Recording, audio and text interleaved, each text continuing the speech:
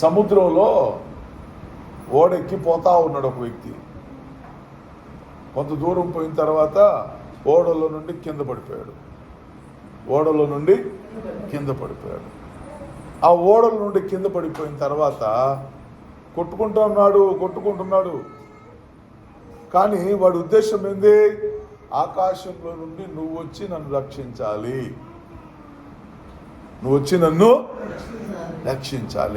నువ్వే నన్ను రక్షించాలి అని దేవుని పిలుస్తా ఉన్నాడు.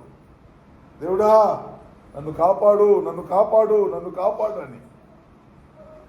తర్వాత దేవుడు ఏం చేశాడు? ఒక స్టీమర్లో సర్రమంటావు, రే నువ్వు మునిగిపోతున్నావురా, కాసేపటి చచ్చిపోతావు, రారా అని చెప్పేసి తాళ్ళేస్తా ఉన్నారు.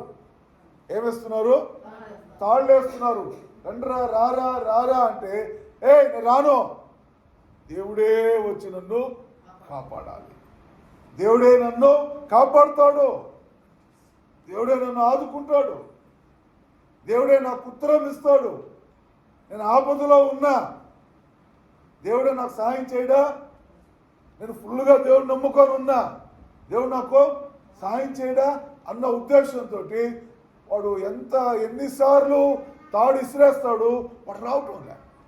ఎన్నిసార్లు విసిరేస్తాడు, రావటంలే.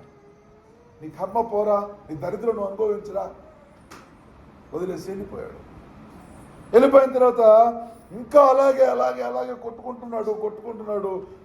పీగల దాకా మునిగిపోయాడు. సడన్ గా హెలికాప్టర్ వచ్చింది. ఏమొచ్చింది?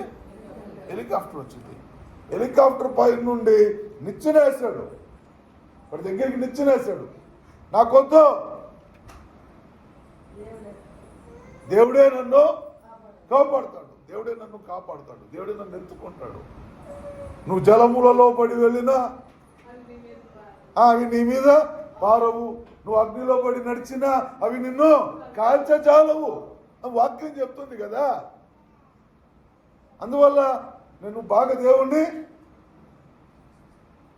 స్టీమర్ వచ్చాడు, వాడి తాడికి వీడు వంగలేదు. హెలికాప్టర్ వచ్చాడు, వాడు నిచ్చెనేసాడు, దానికి కూడా వాడు వంగలేదు. వెళ్ళిపోయాడు. వాడి హెలికాప్టర్ నీ దరిద్రం, నీ కర్మ అనుభవించుపా. పీకల్లో మునిగిపోయి చచ్చిపోయాడు. యాడికి వెళ్ళాడు? చచ్చిపోయి దేవుడి దగ్గరికి వెళ్ళాడు.